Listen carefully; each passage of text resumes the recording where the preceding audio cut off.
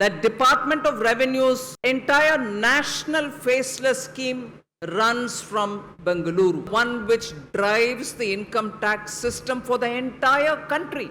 That investment is made by the central government, Department of Revenue in Bengaluru. So money doesn't go away from Karnataka, it comes back as well. Certainly the taxpayers of Bengaluru have been absolutely giving us the buoyancy. I thank all the individual taxpayers and also the corporate taxpayers in this region for making sure building strong and a Viksit Bharat. Your contribution is relentless. There's never been a dip. So thank you very much, Bengaluru, for keeping that momentum up. But even as I say that, I'll also repeatedly remind that investments back again are happening in Bengaluru. I'm not going to talk about a whole list of the union government's investments, but department-wise and even finance ministry-wise, the emphasis placed on Bengaluru can be understood by one or two examples.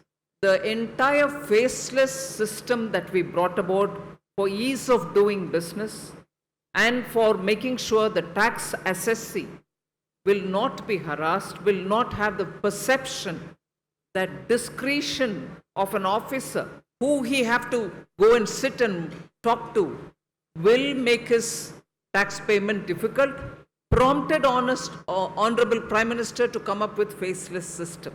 And that faceless system, even in spite of some teething problem initially, today is well settled.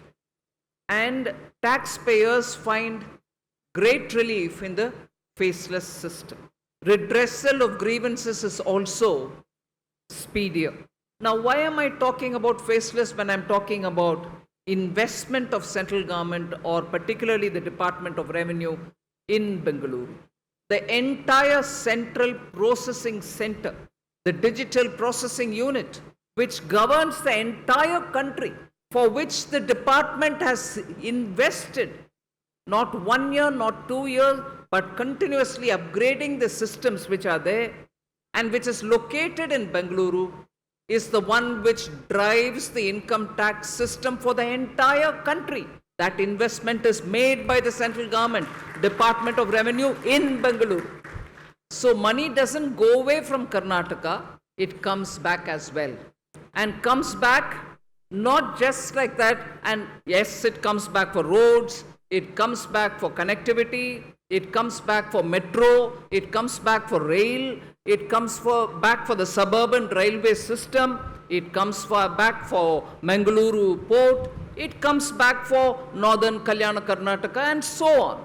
But specifically I want to highlight the fact that Department of Revenue's entire national faceless scheme runs from Bengaluru. And you can imagine, therefore, the scale of investment which should have happened for that. And that is, I'm very happy and proud. The manpower is also from Bengaluru. And they run the whole system for the country. And today, when you talk to countries outside of India, they quote this as one of a very big step forward in ease of doing business and also for taxpayer convenience. That runs from Bengaluru, I repeat. There are many other Department of Revenue facilities within Bengaluru.